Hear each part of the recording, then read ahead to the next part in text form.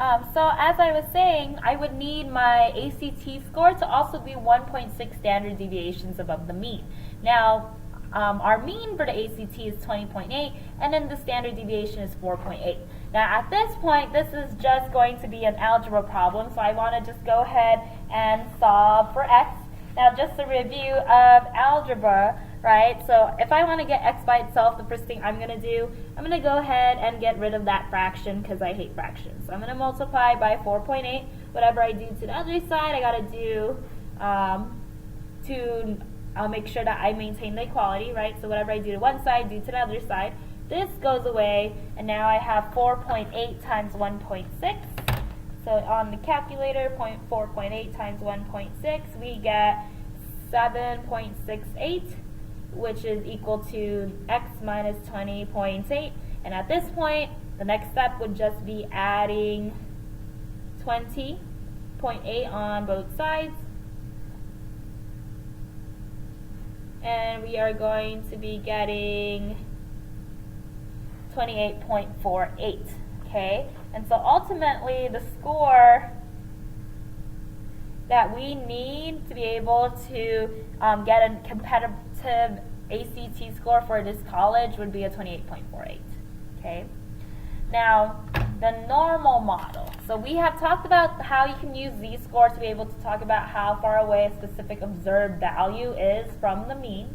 Now, something that they realized when they kept finding the z-scores of different values in different data sets is that many sets of data actually have a special shape. Okay, so we're going to go ahead and continue on with the rest of the notes. So they have a special shape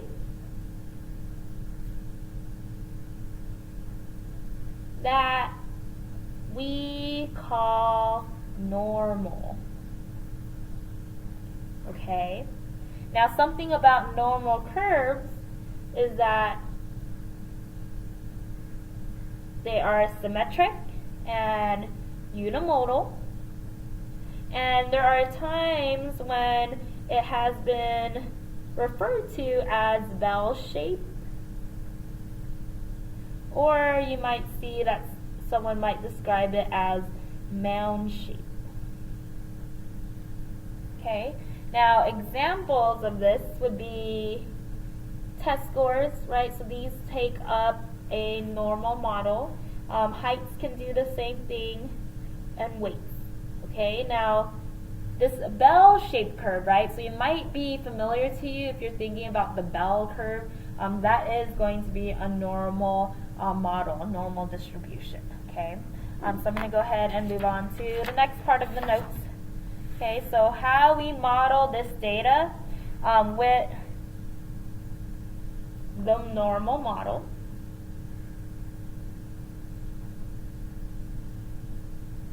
Or we can say the normal curve. Okay, now it is a theoretical model. Okay, so it's not exactly meant to fit data perfectly. Okay, we're trying to look at real world data, so it's never going to be fitting perfectly into distributions that we have, right? When we see a histogram of different data values, and it's not going to be perfectly symmetric, so we would want to say it's roughly symmetric, but we could see that it is looking like it could be symmetric, right? So real world data doesn't always fit, right? So here's an example of what this could look like, right? So here's a histogram with some type of data. This is symmetrical.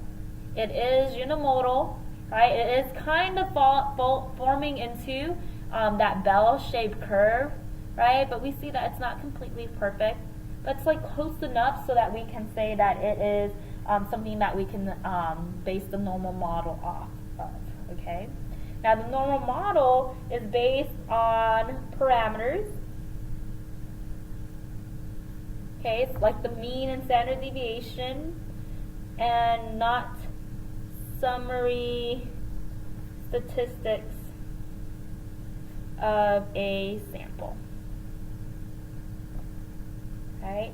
It uses specifically the mean and standard deviations. Right? And then if you're thinking about how we describe different distributions, when we want to talk about the center and the spread, if it is symmetric, which this is, right, you want to use mean and standard deviation. Okay, so the normal model, because it's symmetric, we are using mean and standard deviation to describe these two parameters. Right? Now just a quick review of the different notation that we use, right? And these have to eventually be memorized, so we're going to see it again and again.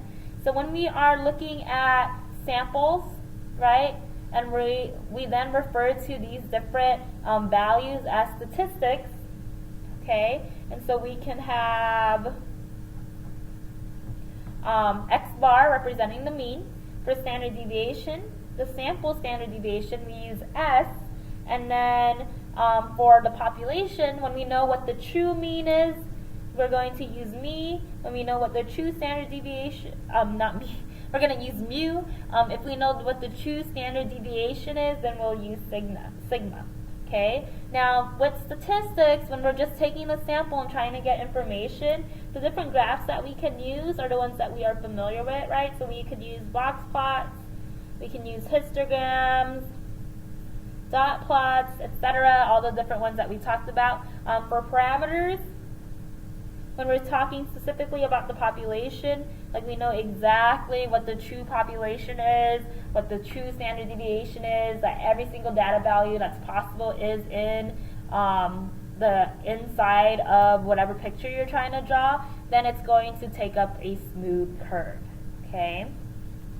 Now, notation of our normal model, which is also just our normal distribution, also known as our normal curve, is going to be n for normal, and then we'll have a parentheses, and then we would have our population mean, and then our population standard deviation. Okay, so these are the basic information that you need to be able to use the normal model.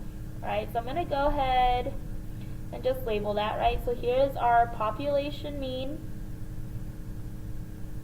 and then here is your population standard deviation.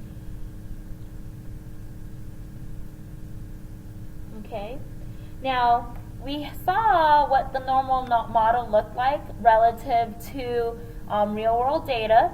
Here's the perfect normal model, right, the smooth curve that we believe data is able to follow.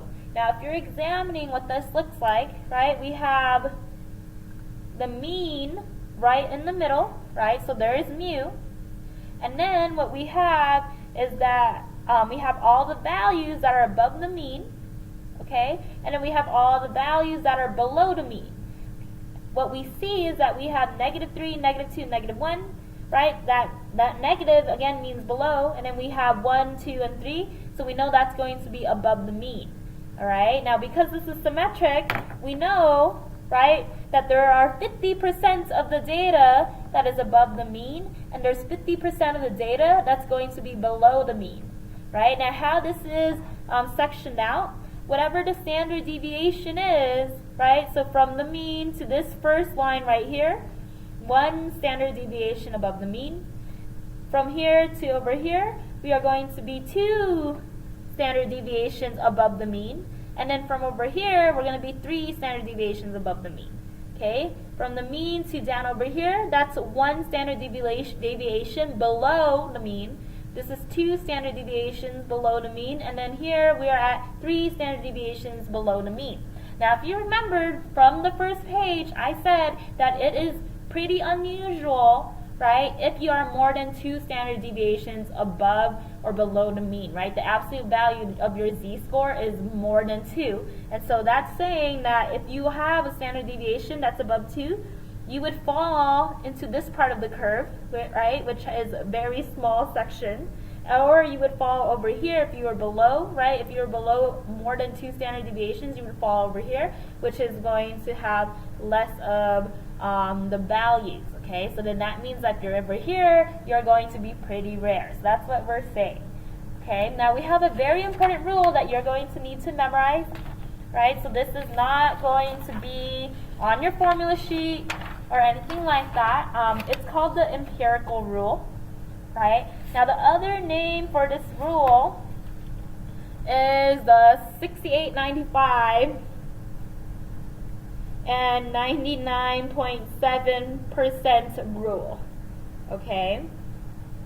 Right, so when you have a normal distribution, right, most of the data is centering or surrounding your very center, which is your mean. So most of the data is near the mean, and then as you go further out, there's going to be less, and as you go more and more further out, there's going to be even less. Okay, now what this rule is saying, the 65, 95, and 99.7% rule, also known as the empirical rule, it's saying that 68%, so that's the first one, 68% of the observations are going to fall within the interval that's created when you take the mean and you add one standard deviation, and then you take the mean and subtract. Okay, so I'm saying that 68%, and you can see it from this graph, is going to fall within this part of your normal curve. Okay, so 68% of the observations fall within this interval, right? Which is going to be, in words, let me get that light on. In words, what I'm trying to say is that this is going to be within one standard deviation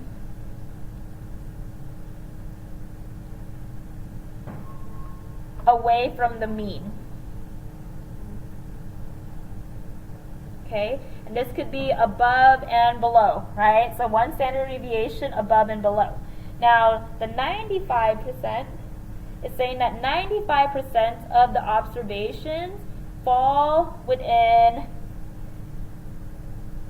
2 standard deviations away from the mean, right? So here's a notation. So I take the mean, add 2 standard deviations. That's going to capture the area that is above, which is over here. It's 2 standard deviations. And then subtract the 2 standard deviation. So we're saying that 95% of the data will fall within 2 standard deviations. Okay, so I'll write that in words. So fall within 2 standard deviations from the mean. And then we have 99.7% of the observation falling within 3 standard deviations from the mean.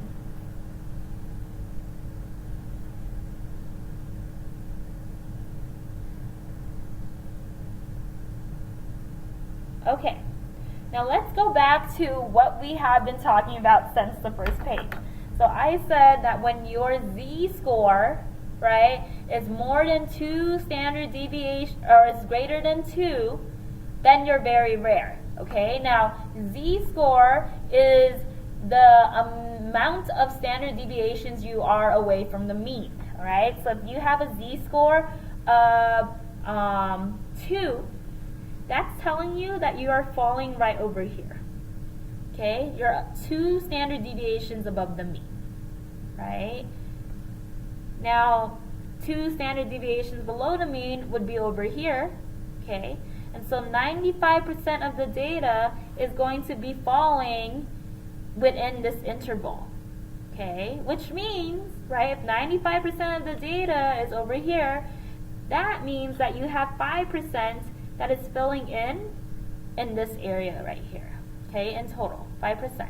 Okay, now this is supposed to be symmetric, so if there's 95% here and there's 5 that's shared among here, that means that 2.5% of the data would be down here and 2.5% of the data would be down here. Okay, and so at that point, if you happen to be 2 standard deviations above the mean, you fall within the 2.5% of the population. That is rare.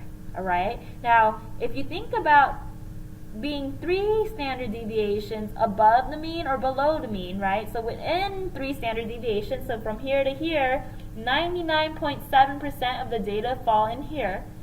Now, if you were going to have a z-score that was more than 3, right, its absolute value is more than 3, so you're either 3 standard deviations above the mean or 3 standard deviations below the mean, you are part of the 0.3% of the population, which is 0.003, which is a very, very small portion of the population. That makes you extremely rare. Okay, so what the normal distribution does for us is it just gives us a sense of where you fit in, whatever data value you're looking at, or whatever observation value you're looking at.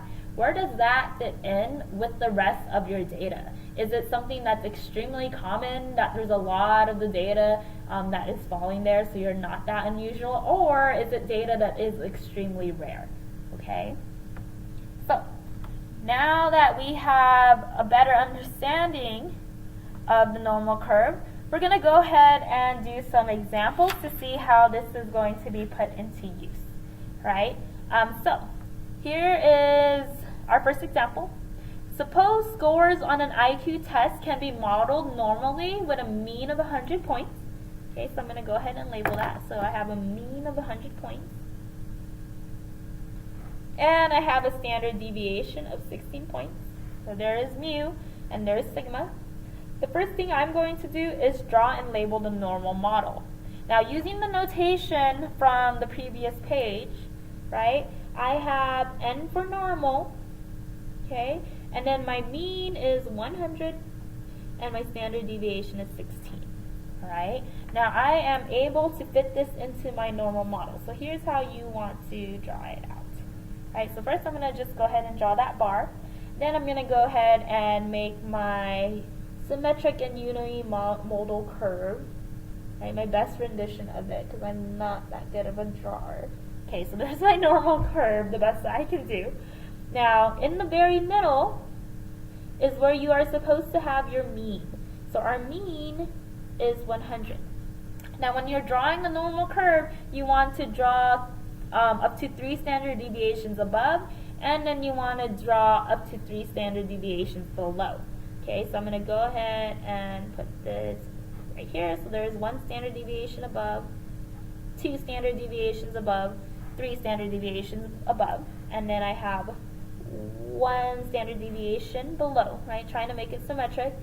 2 standard deviations below, and then we have 3 standard deviations below. Okay, now our standard deviation is 16, right? So our mean is 100, and so all I'm going to do is add 16 to the 100 to figure out what score will be 1 standard deviation above the mean, and that score would be 116. Okay, so 1 standard deviation. Now 2 standard deviations above the mean, I would just need to take this and add 16 to the 116. And so 2 standard deviations above the mean will get you a score of 132. And then to get 3 standard deviations above the mean, you would have to score 132 plus 132 plus 16, because 16 is your standard deviation. We would need to score 148. Okay, now to find what scores you need to be 1 standard deviation below, this time you're going to be subtracting 16. So 1 standard deviation below the mean will be 100 minus 16, which is going to be 84. Okay, and then afterwards we have next one, 2 standard deviations below is going to be 84 minus 16, and that's going to be 68. And then afterwards we have 3 standard deviations below, which is 68 minus 16 is going to be 52. Alright, so what we have, right, is that we essentially made your mean be 0, and we have 1 standard deviation above, 2 standard deviations above, 3 standard deviations above, and then we have 1 standard deviation below, 2 standard deviations below, and then 3 standard deviations below. Okay, now thinking about the empirical rule, what we're saying is that 68% of the population will have scores between 84 and 116. 95% of the population are going to have an IQ score of 98 to 132. And then 99.7% of the population are going to have scores that are between 52 and 148. All right. Now, again, think about how your mean and median work in a symmetric curve, right? So the mean and the median are approximately the same when you have a symmetric curve, and so 50% of the population is going to have a score higher than 100. 50% of the population is going to have a score that is lower than 100. All right. Now, other things that you want to think about, right? So you might have heard or seen on your test score, like, oh, I was the 98th percentile. What that means is that you are your score is better than 98% of the population, okay? So if you were over here, which is the 50th percentile, that's telling you that you are, your score is higher than 50% of the population, okay? So that's what the percentile means, and we're gonna keep going over that as we do more and more problems. Okay, so let's go ahead and actually start finding certain percentages. So if I'm looking here, what percent of people scored over 123, right? And so what we're going to do is we're going to go ahead and define a variable. So we're going to let x, right? So before I even start doing these problems, let x equal your IQ score, okay? So whatever the IQ score is. So the question, what percent of people scored over 123, I'm going to put P for probability, because that's the same. This question is equivalent to me asking, if I were to randomly choose someone from this entire population, what is the chances that they scored over 123? All right? And so the probability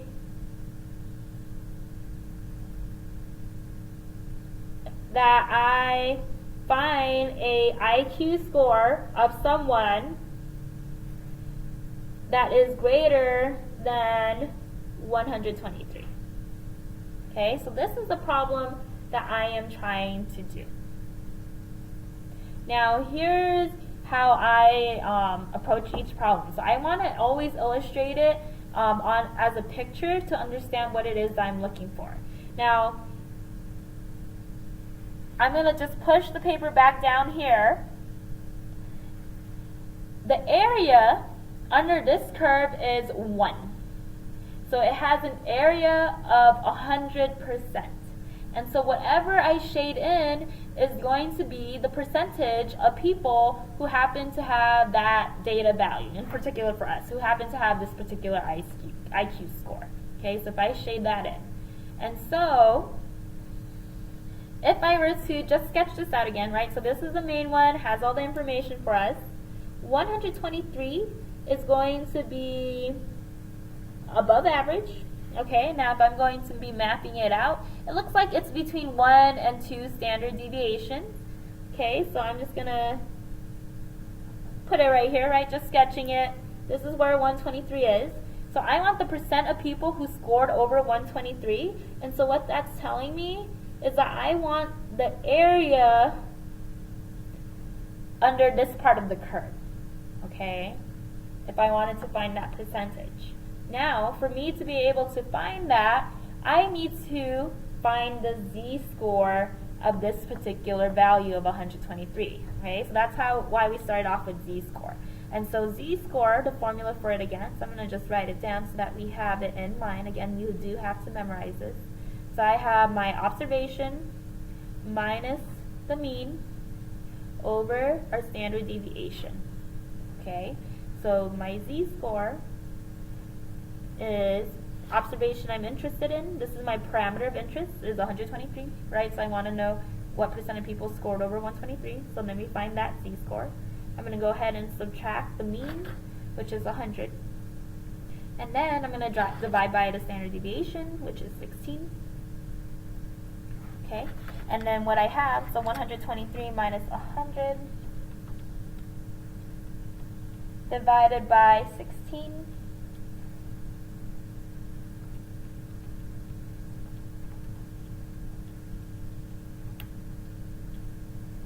is equal to 1.4375.